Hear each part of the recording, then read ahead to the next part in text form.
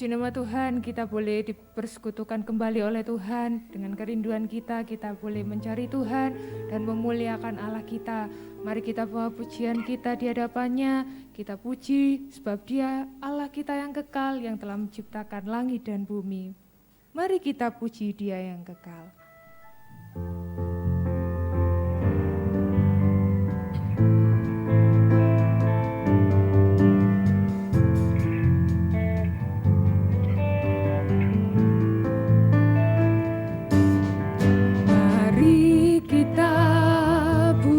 Dia yang kekal dan bersyukur padanya. Mari kita puji Dia yang kekal dan bersyukur padanya. Dialah pencipta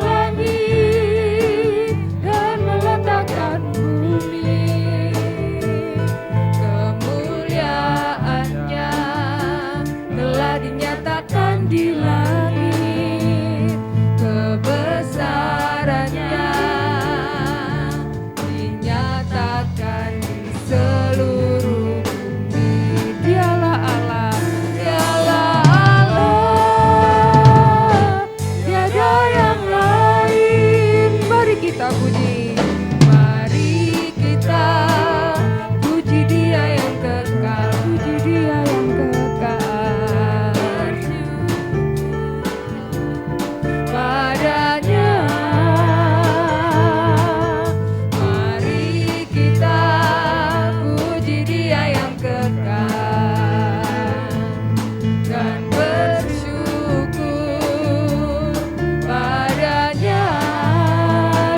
Pencipta langit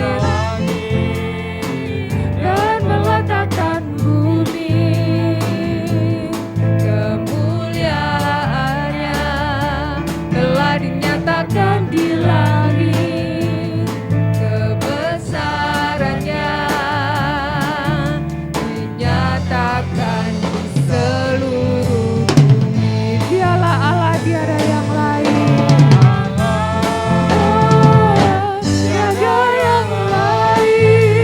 Kita puji, mari kita puji Dia yang kekal, puji Dia yang kekal dan bersyukur padanya.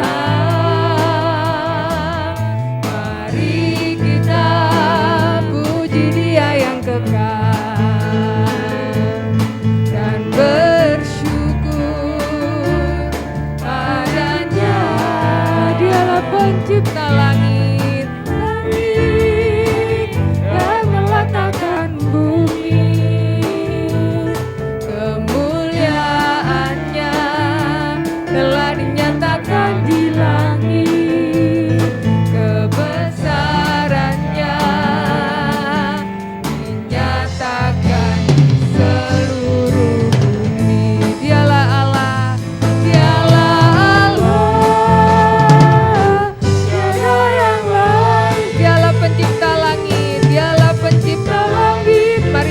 Bapak Ibu Saudara untuk bangkit berdiri.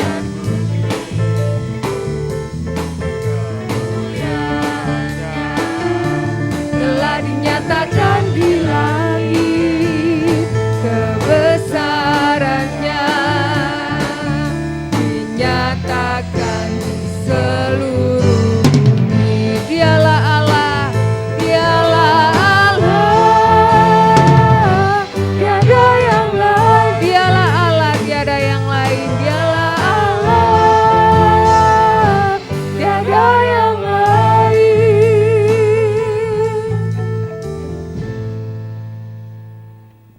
Mari kita berdoa. Terima kasih Tuhan, kami seperti pujian ini, Engkaulah yang patut kami puji, sebab sepanjang hidup kami, sepanjang pagi sampai hari ini Tuhan sertai, sehingga kami boleh mengucap syukur di tempat ini. Terima kasih Tuhan, Kau berkati saudara kami mungkin dalam perjalanan, Kau hantar mereka dengan selamat, dan boleh bersama kami memuji, memuliakan nama-Mu, terlebih nanti kami disegarkan oleh firman-Mu.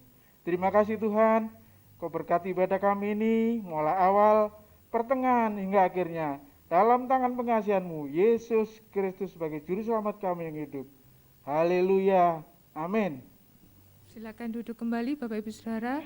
Puji nama Tuhan, Dialah Allah pembela kita yang tidak pernah membiarkan kita bergumul sendiri atas pergumulan kita. Dia yang akan memampukan kita dan menerangi setiap jalan kita.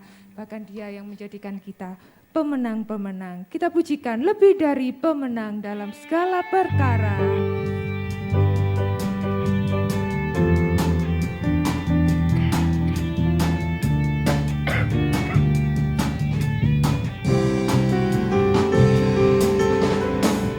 Lebih dari pemenang dalam segala perkara.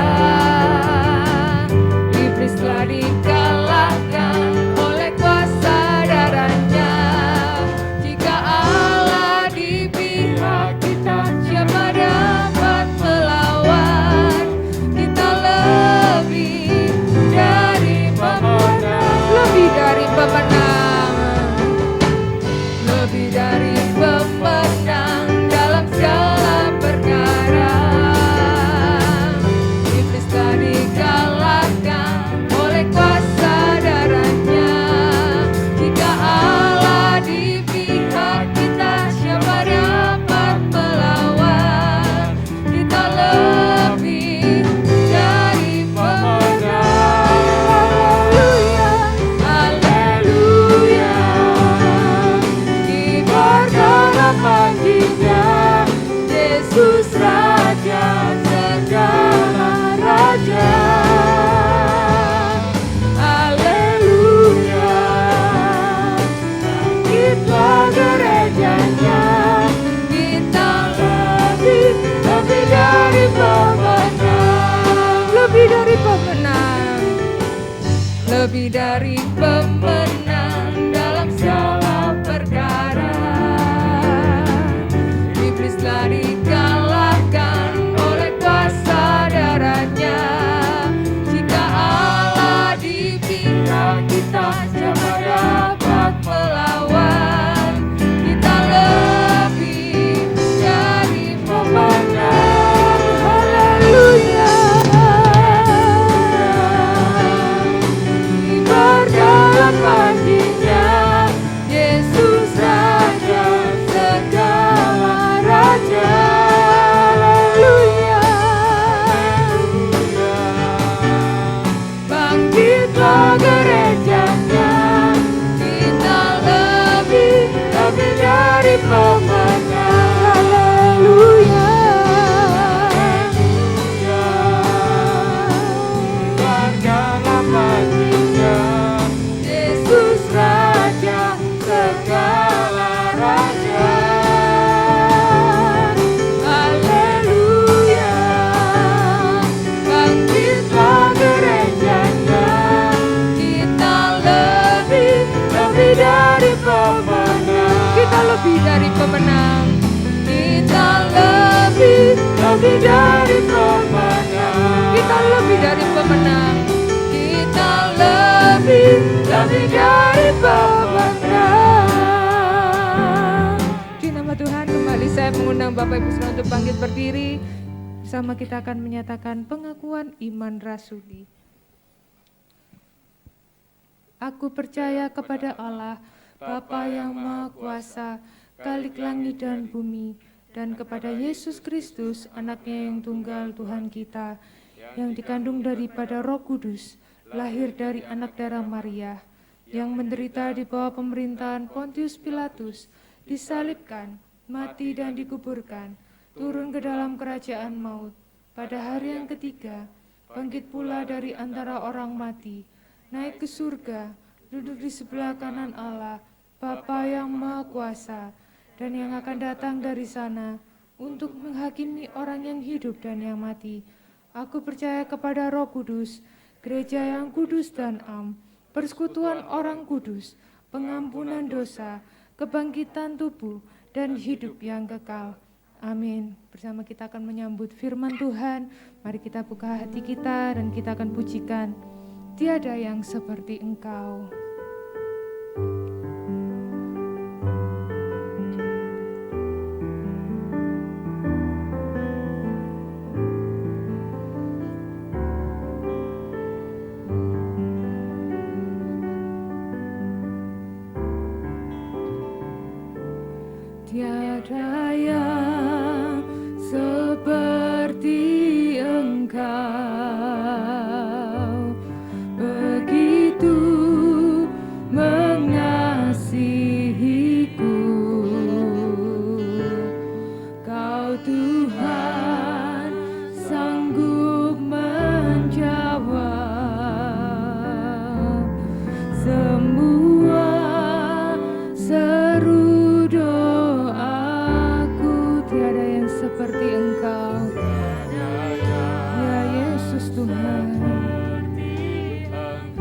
yang begitu mengasihi kami.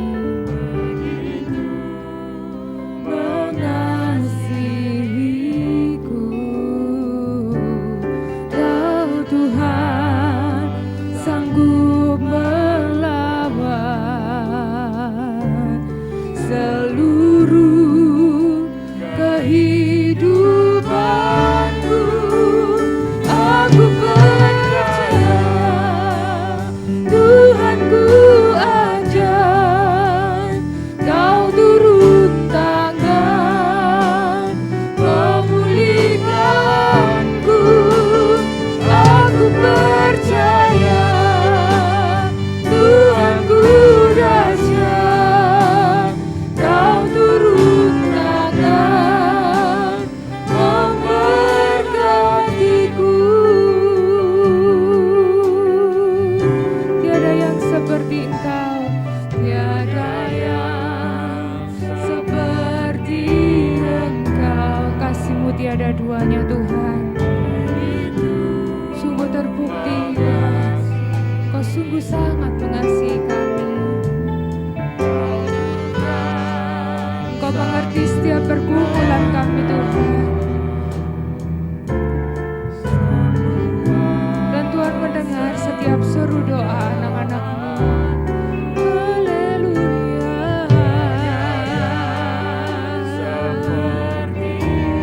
Glory bagi-Mu Tuhan. Yesus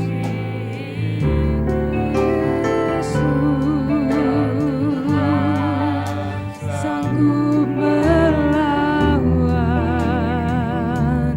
seluruh kehidupanku. Aku percaya Tuhanku ajaib, Kau turun tangan memulihkanku. Aku percaya Tuhanku dahsyat, Kau turun tangan memberkatiku. Aku percaya Tuhanku ajaib, Kau turun tangan memulihkanku. Aku percaya Tuhanku dahsyat, Kau turun tangan memberkatiku. Kau turun tangan, Kau turun tangan memberkatiku.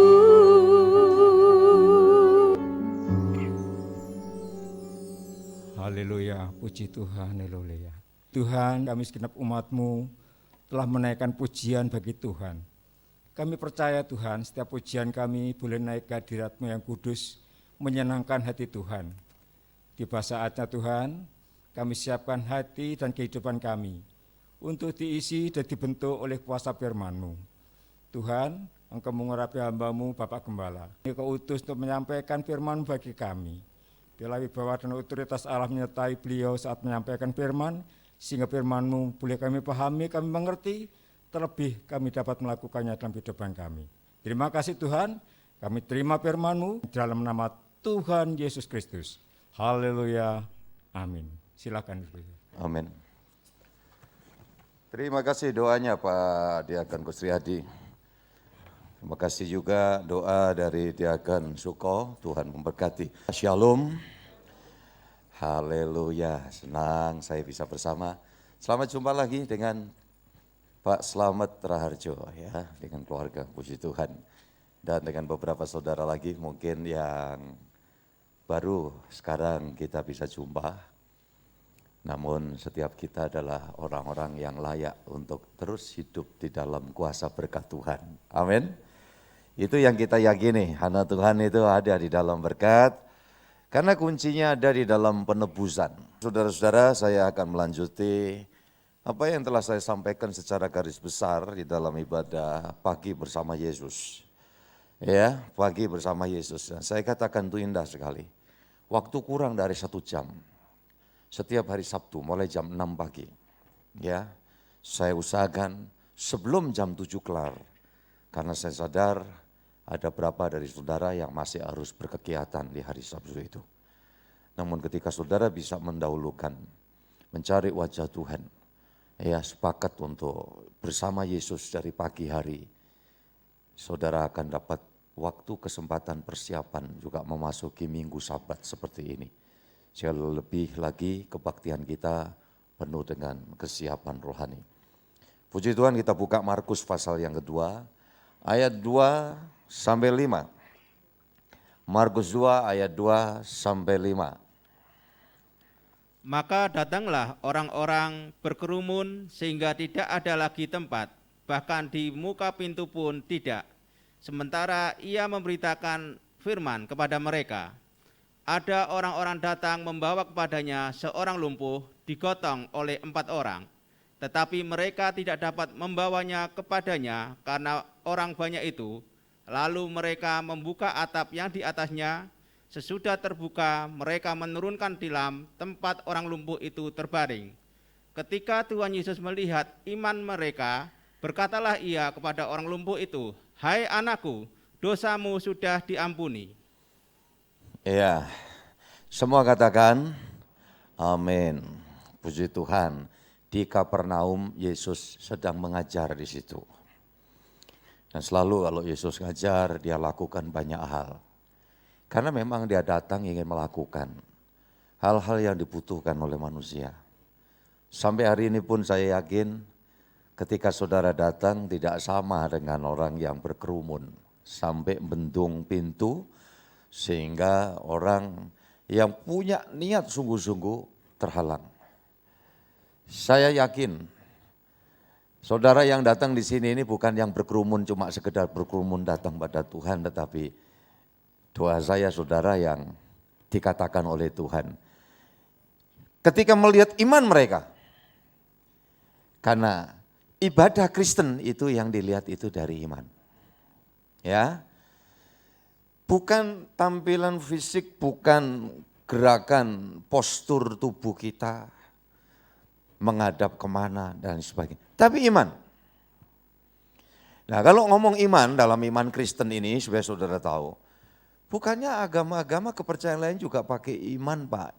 Ya, iman yang sifatnya itu umum.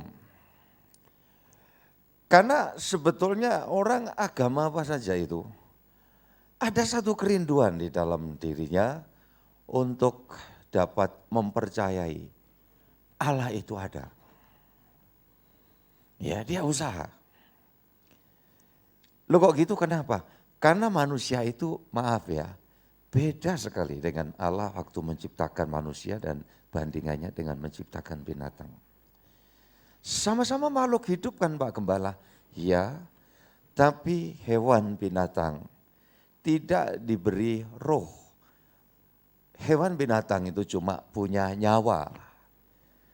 Kenapa jadi beda? Bedanya sederhana. Karena waktu Allah menciptakan hewan binatang, itu hanya dengan dia bersabda, jadilah yang di laut, ya berkeriapan di air, yang di darat, ya jadilah yang berterbangan yang di atas, burung-burung, dan itu seketika jadi. Tapi waktu menciptakan manusia, Allah itu tidak sekedar berfirman, jadilah manusia, enggak. Dia bentuk manusia, diambil dari tanah. Maka setelah jadi bentuk, dihembuskan, diberikan roh oleh Allah.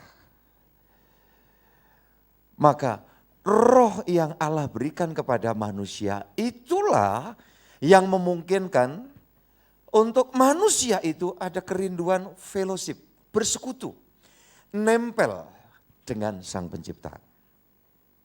Nah pada waktu sebelum dosa masuk, itu tidak ada hambatan. Manusia itu ya dia tahu cuma satu, yaitu Allah.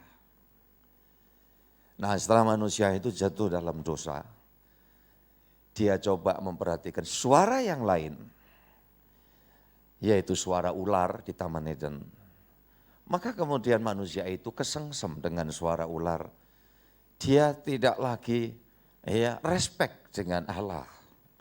Dan dia mulai memalingkan untuk mendengar dan mengikuti apa yang jadi omongannya si ular.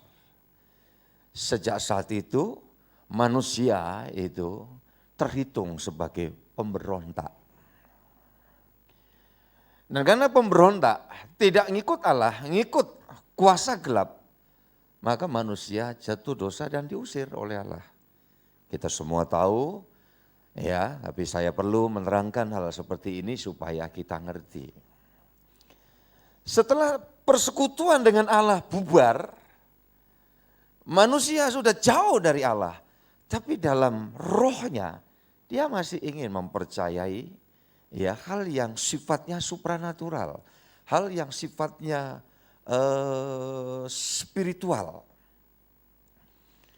Nah, yang terjadi apa saudara-saudara yang dikasihi Tuhan? Akibat dosa itu manusia sudah kehilangan roh Allah. Semua orang telah berbuat dosa dan telah kehilangan kemuliaan Allah. Waktu manusia berdosa, bukan roh yang diberikan untuk roh manusia yang hilang, tetapi waktu Allah memberikan roh untuk manusia, itu berikut roh Allah itu sendiri yang senantiasa melingkupi manusia yang punya roh itu sendiri.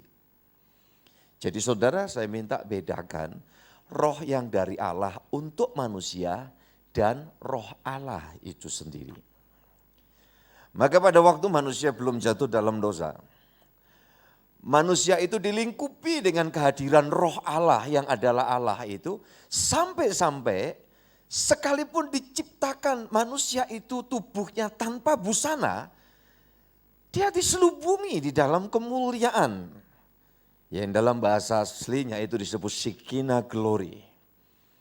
Tetapi waktu manusia berdosa, kemudian roh Allah itu meninggalkan manusia yang ada rohnya itu, maka sejak saat itu manusia sudah kehilangan kemuliaan. Dia lihat dirinya dalam keadaan telanjang. Jadi saudara-saudara, ini secara teologis, biblikalnya, alkitabiahnya saya sampaikan kepada kita semua agar kita sebagai orang Kristen itu ngerti kenapa kok kita jadi Kristen, kenapa kok kita perlu Yesus. Kalau kita ngomong beriman, bukankah yang lain juga pakai istilah iman? Maka saudara-saudara yang dikasihi Tuhan, iman sisa dari bekasnya roh Allah yang sudah pergi, yang biasa roh itu dia biasa bersekutu dengan yang ilahi, itu tetap haus. Allah udah meninggalkan manusia karena manusia sudah berdosa, tidak berkenan di hadapan Allah. Nah, untuk itu manusia terus mencari. Maka muncullah berbagai isme, agama-agama di dalam dunia ini. Dan semua agama tentu mengklaim bahwa yang dipercaya itulah yang paling benar. Agama yang muncul itulah yang benar. Dan kita tidak perlu menentang, kita tidak perlu juga kemudian mengcounter, yaitu wajar orang percaya dalam agama tertentu dan dia meninggi-ninggikan agama yang dipercayai itu jauh lebih bagus. Daripada kalau umpamanya orang agama A tapi dia jelek-jelekkan dengan agama A yang dia ikuti gitu. Itu kan aneh gitu loh. Nah, jadi dalam hal ini saudara yang dikasihi Tuhan, kita tidak di dalam kapasitas mesti kemudian menganggap ini agama ini, itu orang ya sudahlah ya percaya. Maka di dalam dunia ini orang pada mencari. Gitu. Karena di sini tuh haus, orang yang di pedalaman, yang di udik, yang paling dalam sekalipun. Dia enggak pernah dengar istilah agama.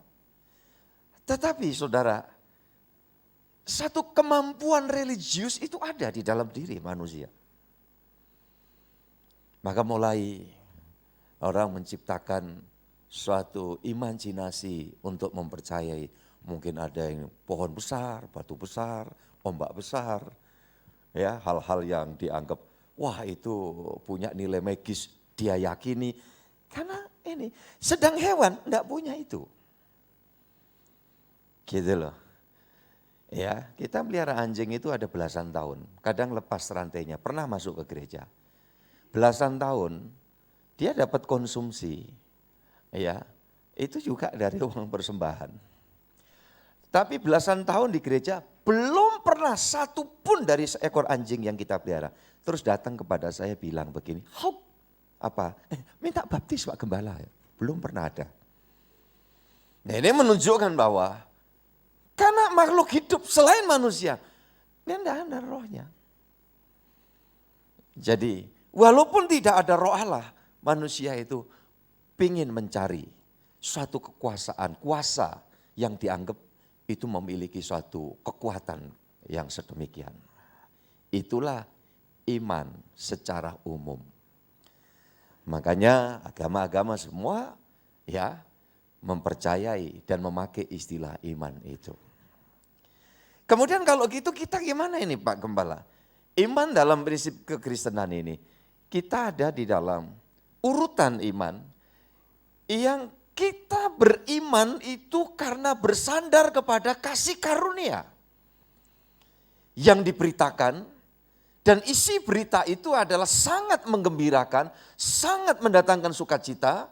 Maka berita sukacita itu disebut evangelion atau Injil. Dan Injil itu artinya berita sukacita, di mana isi berita itu, hei orang berdosa, engkau memang harus dihukum, engkau harus binasa, sebab upah dosa, tolong lanjutannya apa? Adalah maut.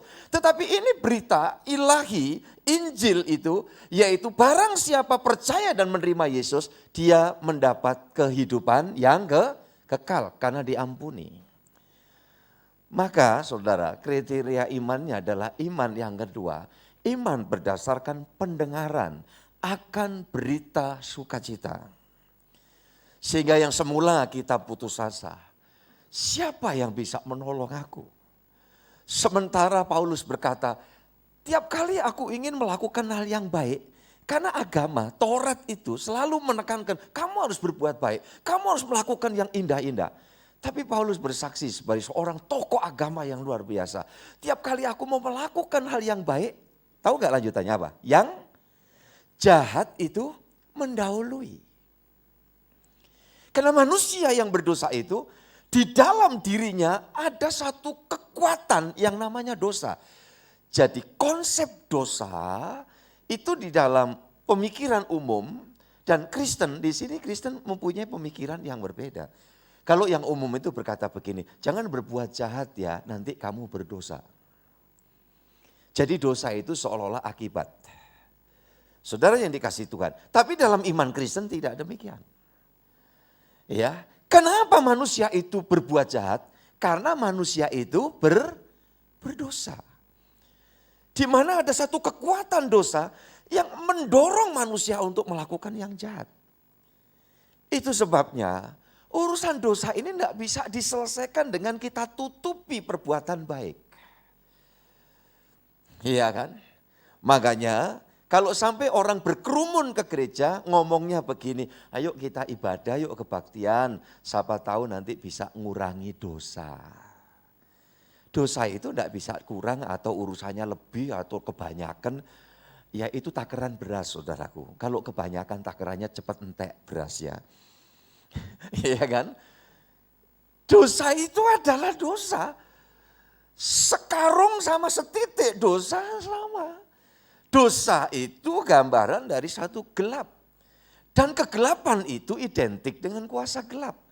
Maka tak akan mungkin selagi di dalam diri kita ini masih ketempelan kegelapan, tidak akan pernah kita bisa bersekutu dengan terang. Tolong terang itu siapa? Tuhan kita Yesus. Itu sebabnya saudara yang dikasihi Tuhan. Untuk orang tuh kemudian bisa bersekutu dengan Tuhan, maka Tuhanlah yang menyelesaikannya. Sehingga iman kita adalah iman yang sungguh-sungguh bergantung kepada usaha penyelamatan dari atas. Menolong kita yang di bawah supaya bisa ditarik. Atas. Bukan atas usaha kita sendiri. Ya, coba Pak Juli Raharjo menyiapkan dalam Efesus pasal 2 ayat yang ke-8 dan 9. Saya jelaskan itu saudara yang dikasihi Tuhan. Bukan karena perbuatan baik kamu diselamatkan. Efesus 2 ayat 8 dan 9 silakan. Sebab karena kasih karunia kamu diselamatkan oleh iman. Itu bukan hasil usahamu tetapi pemberian Allah. Itu bukan hasil pekerjaanmu, jangan ada orang memegahkan diri. Nah, jelas kan? Coba kalau kita itu merasa mendapat pengurangan dosa karena kita berbuat baik, maka kita buat baik sedikit aja sombongnya bukan main. Aku baik, kamu jahat. Aku suci, kamu najis. Aku diperkenan oleh Tuhan, kamu kafir. Kita akan berlaku seperti itu. Saudara yang dikasihi Tuhan, Alkitab memberitahu kepada kita bahwa bukan hasil perbuatanmu, bukan usahamu yang membuat kamu itu diperkenan oleh Allah. Tetapi oleh karena kamu datang seperti orang lumpuh dan penggotong-penggotongnya tadi yang sampai di tengah kerumunan orang di ruangan rumah itu. Yesus berkata, aku melihat iman mereka ini. Maka aku berkata, dosamu, apa? Tolong ucapkan, dosamu sudah diampuni. Dosa diampuni itu, saudaraku, ini Yesus mengatakan dosa sudah diampuni. Karena Yesus belum naik salib, belum turun ke alam maut dan keluar dari sana bangkit. Tetapi pengampunan dan penebusan itu nilainya satu. Di dalam penebusan itu ada pengampunan. Coba nanti secara ureanya itu setelah diampuni kita dikuduskan, disucikan. Setan yang nongkrong di dalam kehidupan orang berdosa itu disingkirkan. Titik yang menyebabkan orang itu dalam kegelapan terus nafsunya terumbar itu disingkirkan. Ya, nafsu yang datangnya itu dari kendali iblis dan kuasa dosa. Tapi ada nafsu yang harus dikelola di dalam hidup ini, sejauh mengikuti relnya Tuhan, itu adalah bagian penting dari kasih karunia dari Allah. Nafsu makan, termasuk nafsu seks. Jika itu ada di dalam rambu-rambu ikatan pernikahan kudus dari Allah, itu bukan bernilaikan sebagai nafsu kedagingan. Tetapi itu adalah satu potensi seks yang dikuduskan oleh Allah demi kepentingan nanti suatu penyatuan ya gereja Tuhan dalam pernikahan sampai menghasilkan buah-buah keturunan, yaitu keturunan yang ilahi. Kalau dalam nikah itu Tuhan karunia anak. Tetapi pernikahan yang dikuduskan oleh Allah itu menjadi simbol ya hubungan Allah dengan jemaat. Itulah seperti gambaran suami dan istri. Jadi saudara-saudara yang dikasihi Tuhan Yesus, dosa itu tidak bisa dikurangi. Tapi dosa itu harus diselesaikan dan yang bisa menyelesaikan. Tolong sebutkan, saudara kenal siapa dia? Tuhan Yesus Kristus. Maka kita masuk dalam kriteria iman yang kedua, kriteria kedua. Yaitu iman berdasarkan kasih karunia. Maka ada dalam urutan berikutnya adalah taraf iman yang ketiga. Yaitu setelah orang menerima keselamatan. Maka kita terus rindu bersekutu dengan Tuhan. Untuk apa? Melakukan kehendaknya. Yaitu melayani yang menjadi maksud Tuhan. Iman yang ketiga adalah iman yang melayani. Jadi saudara-saudara yang dikasihi Tuhan. Semakin kita melayani di dalam kehidupan ini, adakah janji Tuhan bahwa orang yang setia, yang melayani itu bebas dari masalah, bebas dari kesulitan, ataukah bebas dari tawaran manis si jahat? Tidak ada jaminan seperti itu. Di dalam dunia ini semua keturunan Adam masih harus berjuang menghadapi segala macam kesulitan dan tantangan. Tetapi bedanya orang percaya tidak pernah ditinggalkan Tuhan. Selagi kita melayani dia, dia tidak pernah tinggalkan kita. Yang percaya katakan amin. Maka melalui kesulitan, bahkan kadang-kadang penderitaan. Asal kita tetap melihat bahwa itu adalah keagungan rencana Allah.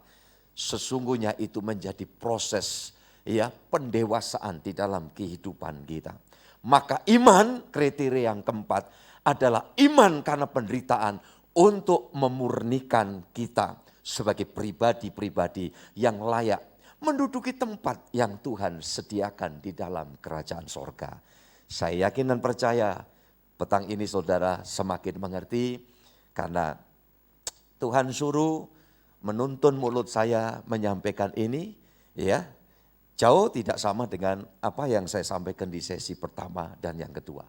Di situ uniknya, tipikal yang Tuhan anugerahkan kepada saya, bahwa materi ayat mungkin bisa sama, tetapi arah secara teologis, secara mendasar Alkitab, Tuhan menuntun. Karena saya memang tidak mau berhenti untuk belajar. Dan saudara-saudara, kenapa saya harus menyampaikan ini? Supaya kita ngerti. Jadi Kristen itu jangan cuma berkerumun, jangan cuma gerutak-gerutuk kan gitu. Maka saya mengimani, yang datang ini mirip dengan orang yang punya kerinduan itu. Sehingga Tuhan sudah menebus kita semua. Amin. Dan sekarang kita memfollow up perjalanan iman kita. Setelah kita bukan cuma taraf iman pertama, itu umum, tetapi kita sudah melewati iman taraf iman yang kedua, yaitu karena kasih karunia Allah. Dan sekarang ini kita ada terus di dalam perjalanan taraf iman yang ketiga, ingin terus bersekutu dengan Dia. Dan itu bukti adanya satu upaya pekerjaan dari Roh Kudus yang membuat kita punya kerinduan. Kalau enggak bisa. Makanya orang yang masih dibelenggu kuasa gelap, mungkin dia Kristen, iya. Mungkin dia ke gereja, kebaktian, iya. Tetapi saudara yang dikasihi Yesus, tidak akan pernah mengalami suatu kesembuhan dalam arti yang total. Saya bicara kesembuhan itu tidak cuma, oh ini kaitannya dengan virus COVID-19. Bukan, itu kan cuma penyakit secara jasmani, secara fisik. Padahal manusia itu sakit dari seluruh keberadaan di dalam dirinya. Rohnya sakit, jiwanya sakit, tubuhnya sakit karena dosa. Dan yang bisa menyelesaikan dan menyembuhkan itu hanya kuasa Tuhan kita Yesus. Dan tanda-tandanya orang yang sakit atau orang yang sembuh secara rohani di mata Tuhan itu sangat beda sekali. Coba kita kembali ke Markus pasal yang kedua. Ayat 10 dan ayat yang ke-11. 11-12 ya Pak ya terakhir. Oke silakan 11-12. Kepadamu kukatakan, bangunlah, angkatlah tempat tidurmu dan pulanglah ke rumahmu. Dan orang itu pun bangun, segera mengangkat tempat tidurnya dan pergi keluar di hadapan orang-orang itu, sehingga mereka semua takjub lalu memuliakan Allah. Katanya, yang begini belum pernah kita lihat. Sembuh dulu atau diampuni dulu? Ayat yang kelima, apa dikatakan tadi? Dosamu sudah diampuni. Jadi dosa itu diampuni. Mengalami penebusan, maka kamu disembuhkan. Tidak lagi lumpuh. Lumpuh itu tidak mampu melakukan sesuatu bagi Tuhan. Dia dicipta untuk memuliakan Tuhan. Tapi manusia berdosa, ya, dia hidup banyak kali justru memberontak melawan Tuhan. Kenapa? Karena sakit. Rohnya sakit. Tadi saya sudah jelaskan di awal. Karena roh Allah sudah pergi. Dia kehilangan hubungan, kerelasian dengan Sang Pencipta. Dan untuk itu perlu penebusan. Di dalam penebusan itu ada pengampunan, ada pengudusan dan dipenuhi Roh Kudus. Makanya setelah penuh Roh Kudus kita dapat memanggil Allah yang Maha Besar itu dengan panggilan siapa? Tolong. Ya Abah, ya Bapa. Nah itu karena pekerjaan Roh Kudus. Kembali itu sembuh sudah. Nah jiwa yang sakit saudara yang dikasih Tuhan. Tidak ada kerinduan untuk ya memuliakan Allah, menyembah Allah. Coba kita buka Roma pasal yang ketiga. Ayat 18 dulu, baru nanti ayat 10 sampai 17. Rasa takut kepada Allah tidak ada pada orang itu. Ya sampai di situ dulu. Ini orang yang sakit akibat dosa. Roma pasal 3 itu bicara tentang dosa. Maka nanti ada 3 ayat 23 itu kan, semua orang telah berbuat dosa dan telah kehilangan kemuliaan Allah. Jadi telanjang, tidak lagi bisa hubungan sama Tuhan. Maka dia cari bahkan bikin Tuhan juga menurut konsepsi yang diyakini. Saudara yang dikasih Tuhan, itu keturunan Adam. Nah kita lihat, kalau saudara dan saya waktu masih berdosa, tidak ada rasa takut akan Tuhan. Iya kan? Kita ngerti, oh orang beragama itu mesti beribadah, tapi kita balelo. Karena jiwa yang sakit, roh yang sakit, itu tidak ada kerinduan. Itu maka kalau saudara kan lain, rasanya gimana, udah tidak peduli dah. Ini ada apa virus apa macam-macam. Toh gereja kita juga ngikuti menegakkan setegak-tegaknya, ya protokol kesehatan. Aku berangkat ke gereja, nah ini makanya saya itu belum masuk, saya lihat. Saya tadi ngomong sama Evangelis Deski, karena yang masih tinggal tadi di luar, ya. Orang kok dikasih kerinduan Tuhan seperti ini. Coba kalau enggak, oleh karya Yesus, oleh kuasa Injil, berita yang menyelamatkan, menebus kita. Enggak tahu kita ada di mana sore hari ini. Minggu kan, duit ada itu misalnya, iya kan? Ya saudara bisa kemana-mana. Ya, tapi kan enggak begitu. Ada kerinduan, yang setuju katakan amin. Ada kerinduan, ucapkan 1, 2, 3 apa? Ada kerinduan, rindu melayani, lakukan sesuatu gitu. Ya, ini tanda-tanda sakit, silakan Pak dibaca, 10, 11 dan sampai 17. Cepat aja Pak. Seperti ada tertulis, tidak ada yang benar, seorang pun tidak. Tidak ada seorang pun yang berakal budi, tidak ada seorang pun yang mencari Allah. Semua orang telah menyeleweng, mereka semua tidak berguna, tidak ada yang berbuat baik, seorang pun tidak. Kerongkongan mereka seperti kubur yang ternganga, lidah mereka merayu-rayu, bibir mereka mengandung bisa, mulut mereka penuh dengan sumpah serapah, kaki mereka cepat untuk menumpahkan darah, keruntuhan dan kebinasaan mereka tinggalkan di jalan mereka, dan jalan damai tidak mereka kenal. Nah, iya kan? Makanya dunia itu ribut aja di mana-mana itu. Ya, ada kompetisi itu kan harus siap menang, siap kalah itu. Tapi hakikatnya manusia itu enggak bisa gitu. Siapnya cuma menang, kalau kalah ya bikin ulah gitu loh. Iya kan? Macam-macam. Ya, ketidakrukunan itu mudah dipicu gitu loh. Daripada kita dididik untuk ayo kita rukun. Agama itu beda gitu loh. Tapi manusianya sama, kita apalagi kita ini tinggal di rumah besar Indonesia namanya. Maka tugas kita sebagai umat Allah, kita menghormati gitu loh, satu sama lain. Kita bisa jalan bareng, kita bisa kerja bareng. Iya kan, sekalipun beda agama di kampung itu kalau ada kesulitan, ada kesusahan, ya faktanya saudara, ya ini kita lakukan. Nah itu yang betul. Gitu loh. Nah makanya kita melihat bagaimana sebetulnya jeroannya manusia berdosa itu kalau enggak terobati, kalau enggak dijamah gitu oleh kuasa Tuhan, isinya seperti itu. Enggak berdaya untuk memuliakan Tuhan. Dikatakan enggak ada satupun yang benar, enggak ada yang berbuat baik.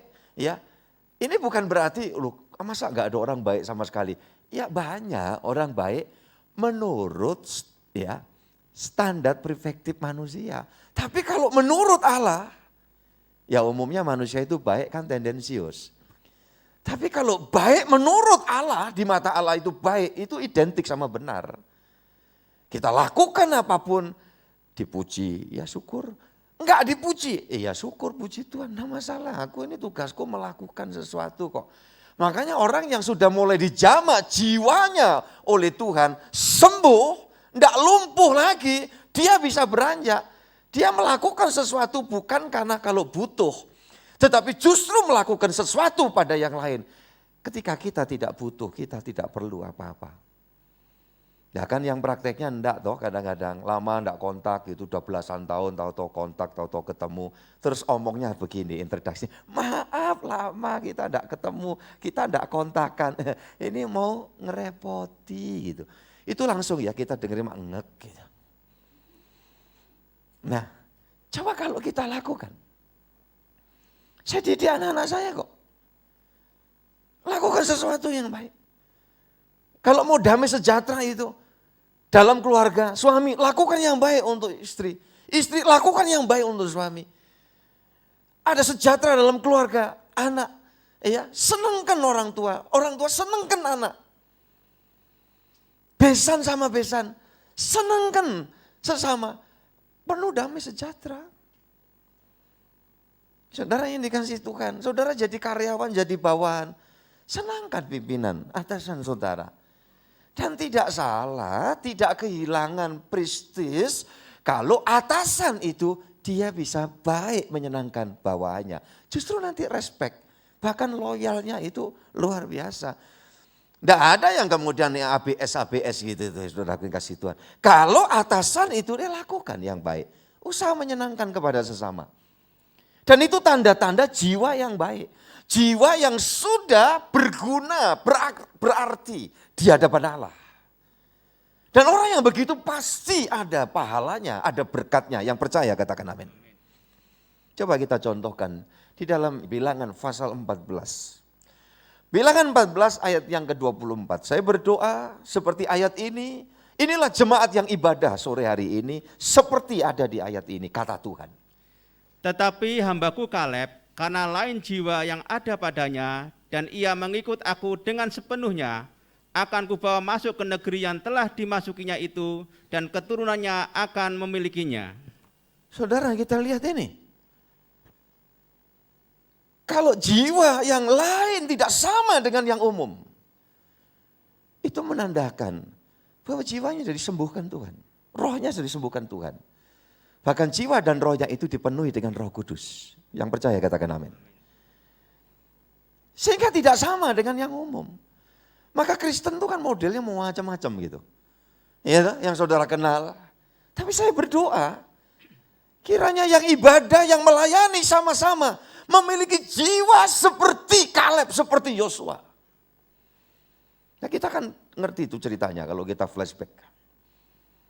Ya, dua orang ini cara berpikirnya itu sangat luar biasa, beda. Ketika diminta untuk mengintai negeri perjanjian Kanaan, ya, dua orang ini ada selain itu ada 10 orang yang lain. Melihat sasaran, ya, objek yang sama. Tetapi cara menyimpulkan, cara menyampaikan berita tidak sama. Yang dua, Yosua dan Kaleb ini dengan 10 pengintai yang lain itu. 10 pengintai datang mengatakan kepada Israel yang lagi menunggu berita itu. Negeri itu hebat, banyak rezeki di situ. Ya, ini rezeki itu kaitannya kecukupan selama dalam dunia. Anggur, madu, susu luar biasa banyak. Tapi masalahnya, nah ini. Orang kalau jiwanya sakit itu, ya, yang dilihat selalu masalahnya. Dia tidak pernah belajar untuk bisa melihat kuasa Tuhan. Itu sakit jiwa. Karena sakit jiwa di sini tidak sama dengan perspektif dari dokter psikiatri atau barangkali ya psikolog. Psikolog itu membuat satu kesimpulan bahwa ketika orang itu cara berpikir perilakunya itu sering kali dan itu berulang-ulang selalu beda dengan umumnya, maka dikategorikan orang itu ada gangguan jiwa. Tetapi sakit jiwa yang sesungguhnya itu di hadapan Allah. Kalau tanda-tandanya seperti tadi yang ditulis di dalam Roma pasal 3 ayat 10 sampai ayat 18. Ya, enggak takut Allah, enggak ngerti kebenaran, mau-maunya sendiri. Itu. Jiwanya aneh. Saudaraku yang dikasih Yesus. Dan kesimpulannya adalah ya, enggak bisa melihat Tuhan dan kuasanya lebih besar daripada persoalan. Itu gangguan jiwa di mata Allah. Saya berdoa sore hari ini biar kita semua menjadi sehat di dalam kuasa firman Tuhan. Amin. Enggak seperti itu. Seluruh orang Israel dengar tuh goncang imannya, ketakutan dan sebagian mau kembali ke Mesir, siap jadi budak kembali. Nah, membawa satu pengaruh yang buruk. Orang tuh kalau jiwanya, rohnya enggak beres. Tapi yang dua ini lain. Dia kan bersekutu terus dengan Musa. Dia ngikuti terus, dia punya kerinduan dengan Allah. Yosua dan Kaleb ini. Dia menceritakan hal yang sama kepada orang Israel. Wah, tempat itu, wah luar biasa, Tuhan tidak salah bawa kita untuk sebentar lagi masuk ke tempat itu. Memang sih ada raksasa-raksasa, tapi asal kita tidak memberontak kepada Tuhan, kita telan raksasa-raksasa itu bagaikan belalang. Kita masak bumbu kecap. Amin saudaraku. Kita kecap-kecap. Ngunyah itu belalang raksasa-raksasa. Semua orang yang percaya, dengar ini, berhasil masuk ke negeri perjanjian. Itu sebabnya saya berdoa. Di situasi seperti sekarang ini, pandemi dengan berbagai macam dampaknya. Tolong saudara. Mesti memfilter tiap informasi apapun yang membawa kepada kegoncangan. Satu. Yang kedua, jangan gampang saudara barangkali merilis lagi ya yang enggak jelas, yang membuat masalah, yang membuat kegaduhan di kota kita atau di negeri kita. Saya yakin enggak ada lah. Maka saya sampaikan ini sebagai peringatan buat kita semua, ya antisipasi. Saudaraku yang dikasihi Yesus, lebih-lebih jangan sampai justru dari kita yang membuat sesuatu yang menyebabkan orang tidak damai sejahtera. Ini tolong. Ini tanda bukti kalau jiwa kita, roh kita sudah dijamah Tuhan, kita tidak akan berbuat seperti itu. Yang setuju dan percaya, katakan amin itu. Jadi saudaraku, kita ngomong yang positif. Karena omongan yang dari keyakinan itu adalah doa. Gimana ini situasi seperti ini? Udah yakinlah. Pak Gembala bagaimana Pak? Ini saya sedang menunggu hasil swab Pak, karena rapid saya reaktif. Terus gimana Pak Gembala? Lah ngapain kamu nangis? Yang kamu harapkan apa itu nanti hasil swabnya itu? Ya negatif loh Pak. Lah kalau umpamanya positif terus gimana? Oh Bapak jangan ngomong gitu. Mesti gitu omongannya saudaraku. Saudaraku dikasih Tuhan. Saya ngomong langsung to the point. Kalau sorga rumahmu belum jadi. Sorga belum butuh kamu. Apapun penyakit Tuhan sanggup menyembuhkan. Yang percaya katakan amin. Nah kita coba megang itu. Di dalam hidup itu seperti itu. Saudara yang dikasih Yesus. Terus orang sudah berobat ke dokter, tapi dia masih, maunya saya ke rumah sakit, tapi nanti diisolasi Pak. Lah kata dokter apa? Ya isolasi mandiri. Ya, saturasimu gimana, oksigenmu di dalam darah. Saya sudah beli alatnya Pak. Ya berapa? Ya 97, 96, tapi kemudian pulih lagi. Terus kata dokter, pokok kalau segitu tuh sudah di rumah aja. Tapi kok gak enak Pak, saya kalau ke rumah sakit gimana? Saya mau tanya sama kamu, saya bilang. Kalau kamu tak jelas ini positif, terus kamu mau ke dokter minta diobati, sudah ada belum obatnya? Tolongnya di sini jawab, sudah ada obatnya belum? COVID-19 ini, ada belum? Nah, belum ada. Ini tindakan sangat bijaksana pemerintah itu saking pinginnya rakyatnya itu tertolong, jangan sampai banyak yang mati. Ini di Jakarta kuburan udah penuh. Saudara yang dikasihi Yesus Kristus. Ini baru usaha vaksinasi, obat tuh belum ada. Maka saya bilang mana anak Tuhan itu. Udah kalau disuruh ya isolasi di rumah, makan yang banyak, minumnya. Enggak ada rasa, udah ditelen aja lah. Saya ngomong roto halus ya, bahasa sono, leken aja pokoknya. Ya, saudara leken aja itu. Anu Pak, roto pahit, enggak ada rasa, tepaan malah nek. Lidah enggak rasa itu, umpamanya sandal jepit dikopiok sama telur kan dia sih enak aja itu saudaraku. Wong enggak ada rasa kok ya. No, makan, minum air hangat. Ya, kalau ada vitamin. Kalau enggak ada jamu ya mau, Pak boleh ya no Pak, apa namanya herbal itu Pak, cair, boleh aja bagus.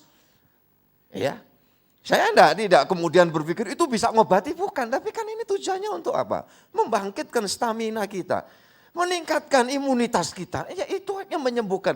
Dan kita kembali kepada firman. Kalau Roh Kudus bekerja di dalam kita dan hatimu terus melekat sama Tuhan, hati yang gembira adalah apa? Tolong. Adalah obat. Hari-hari ini jangan, wah ini kok wah ini corona jangan. Mau ganti, jangan corona, Corolla, Oppo Mercedes gitu. Ya, kok corona, kok anget-anget dari dulu kan ya ada anget, pilek, wah mencret ini. Mungkin kemarin makan sambal sak kedabrok, ya bereaksi itu lomboknya karena katanya lombok enggak ngerti blas lombok larang kok mangan sambal ciake. Dirasani sama yang jual bakso saudaraku. Ya akhirnya di sini bereaksi mencret. Jangan-jangan ini salah satu tanda penyakit. Itu ngapain? Jangan mau kita kembali disakitkan jiwa kita. Karena jiwa kita lain daripada yang lain. Yang percaya katakan amin. Biarlah yang di sini ini adalah Kaleb, adalah Yosua.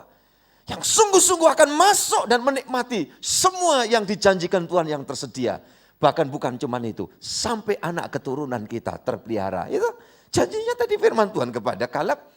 Ini pahalanya, ini Kaleb ini seperti ini. Nah, begitu juga saya dan saudara. Ya, saya yakin hari ini kita semua dijamah oleh Tuhan. Coba Mazmur Pak, pasal 103. Saudara buka 103, ayat 2 sampai 5.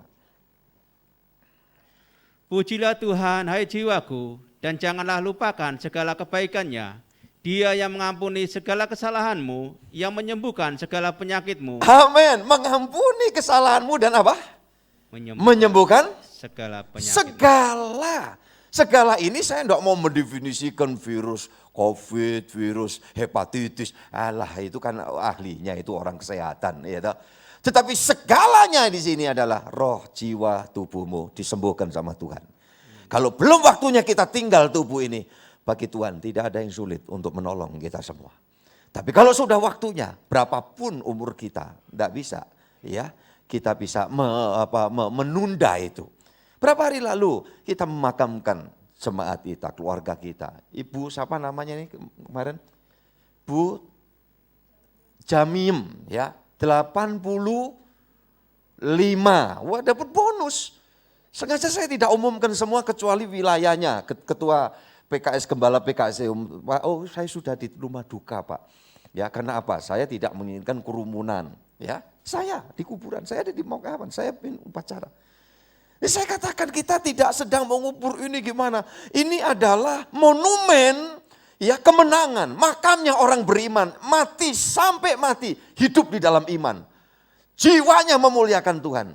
Sampai beliau waktu mau diajak keluarganya pulang ke Lampung. Beliau tidak mau. Maunya tetap di Gresik. Karena apa? Saya menerka. Beliau itu senang cocok ibadah di sini. Ya, sebelum COVID, masa COVID pandemi itu beliau terus lalu ibadah. Seusia itu 85 berarti waktu itu taruh aja 84. Semangatnya ibadah itu luar biasa. Loh kok sing nom-nom itu ibadah males itu kan jiwanya mesti lain saudaraku ini kasih Tuhan. Tuhan sudah jamah kita semua. Amin. Ya, itu. Nah itulah waktunya udah pulang ke sana. Yang kita makam cuma jasad. Jasad ini kita tinggal. Makanya saya tidak membesar-besarkan mujizat sakit sembuh. Mujizat paling besar itu nyawamu, jiwamu, jiwaku ada dalam kematian kekal dipindah oleh Tuhan karena Tuhan menebus kita. Amin. Itu sebab jiwa kita harus mengucap syukur, memuliakan Allah. Masih belum selesai tadi ayatnya. Silakan Pak. Dia yang menebus hidupmu dari lubang kubur, yang memahkotai engkau dengan kasih setia dan rahmat. Dia yang memuaskan hasratmu dengan kebaikan, sehingga masa mudamu menjadi baru seperti burung Raja Wali. Semua katakan, amin. Biarlah yang muda, yang tua punya semangat, punya kekuatan karena kita punya Tuhan yang sangat kuat. Jangan kau katakan persoalan ini terlalu besar, terlalu kuat bagi kami Pak menghadapi lawan kami, musuh kami, ya saingan kami, kompetitor kami.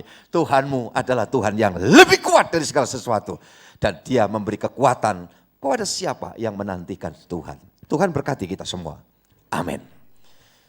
Terima kasih Pak Juli Raharjo, Tuhan berkati. Terima kasih seluruh pelayan, para relawan Kristus, Tuhan memberkati saudara-saudara semua. Kita nyanyi satu pujian sebelum kita akhiri ibadah kita petang ini. Jangan lupa nanti ibadah Google Meet.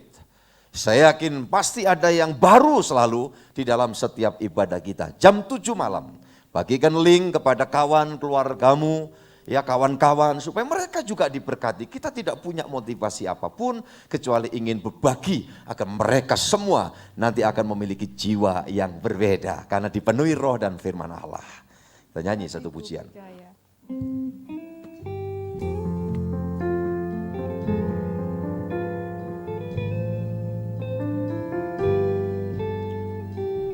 Haleluya, hatiku percaya firman yang kami dengar dari Tuhan petang ini.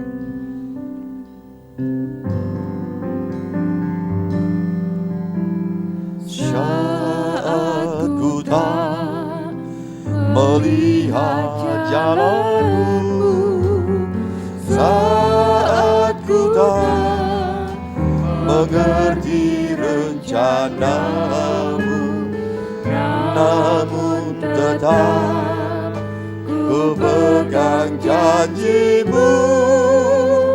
Pengharapanku hanya padamu. Hatiku percaya, Hatiku percaya,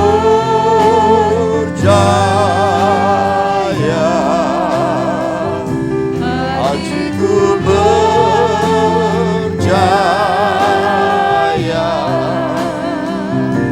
hatiku percaya, selalu ku percaya. Sekali lagi bersama, dan saya undang kita berdiri. Tetap semangat di dalam menghadapi kehidupan ini, kau tidak sendiri. Haleluya. Melihat jalanmu saat ku tak mengerti rencanamu, namun tetap ku pegang janjimu. Pengharapanku hanya padamu. Hatiku yang tidak sulit, angkat hati, arahkan tanganmu ke hadapan Tuhan boleh. Haleluya, hayati, nikmati. Dan hari ini engkau sedang berurusan dengan Tuhan. Tuhan sedang beracara dengan saudara. Haleluya. Selalu ku percaya. Refrennya sekali lagi, hatiku percaya. Amin. Tuhan, Engkau lihat hati kami, hati anak-anak-Mu, pelayan-pelayan pengerjamu semua Tuhan. Haleluya. Jamah, sembuhkan, sehatkan. Haleluya. Ku percaya, selalu ku percaya. Haleluya. Sekali lagi ya, katakan bersama. Selalu ku percaya.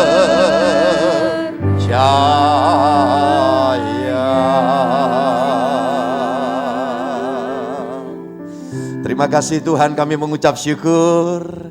Hati kami percaya, jiwa kami memuliakan Engkau. Oleh karena Engkau telah mengertikan bagaimana Engkau menyatakan kasih-Mu kepada kami. Yang harusnya kami binasa, yang harusnya kami tercelungkup di dalam jurang dosa, Engkau sudah mengusahakan. Haleluya. Berita sukacita, arti dari Injil itu, karena Yesus mati, turun ke alam maut, menggantikan tempat kami. Yesus keluar dari sana, bangkit hidup menyertai kami. Betapa tidak sukacita ya Tuhan. Karena sepanjang jalan hidup kami tidak pernah sendiri. Anak-anak-Mu satu persatu dijagai, ditopang, dilindungi, dinaungi. Ada firman dan Roh Kudus yang senantiasa membawa kami tetap semangat bersama dengan Tuhan. Sehingga kami dapat melewati semua masalah dan kesulitan.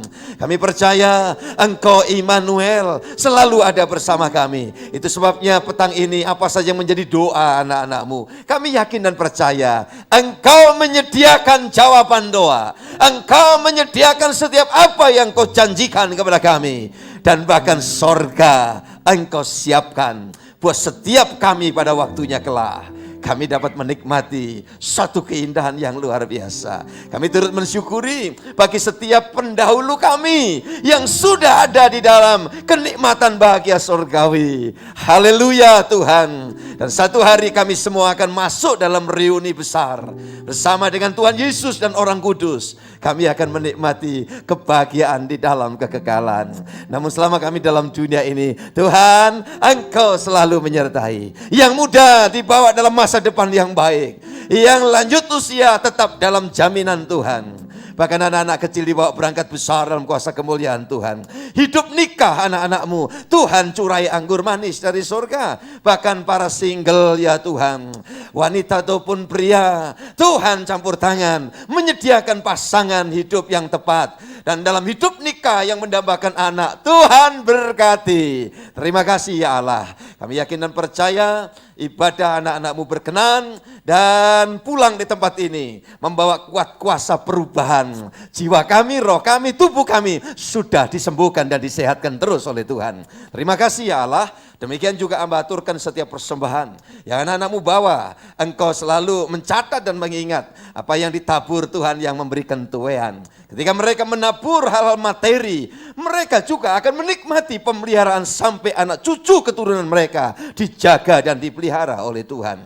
Segala hormat kami bagimu dan syafaat kami untuk negara kami, bangsa kami Tuhan berkati. Tuhan, biarlah kami semua dimampukan melewati situasi yang ada sehingga Indonesia diberkati, dipulihkan oleh kuasa Tuhan. Kota kami diberkati dan penuh damai sejahtera. Dan perjalanan kami sebentar, Tuhan jagai hingga ibadah malam nanti jam 7 malam kami akan menikmati hadirat Tuhan kembali. Hormat bagimu sekarang sampai selamanya. Saudara-saudara keluargaku semua, terimalah yang baik, yang dari Tuhan. Karena Tuhan tidak pernah merancang yang jelek. Segala yang kau doakan biarlah Tuhan yang mengabulkan. Hidupmu senantiasa dalam tuntunan Tuhan sekarang sampai Tuhan datang yang kedua kali. Menjemput kita dan mengantar kita pulang ke surga. Demi nama Bapa, Putra, dan Roh Kudus. Haleluya. Bapa terima kasih. Bapa terima kasih. Bapa terima kasih. Bapa di dalam surga, syukur terima kasih.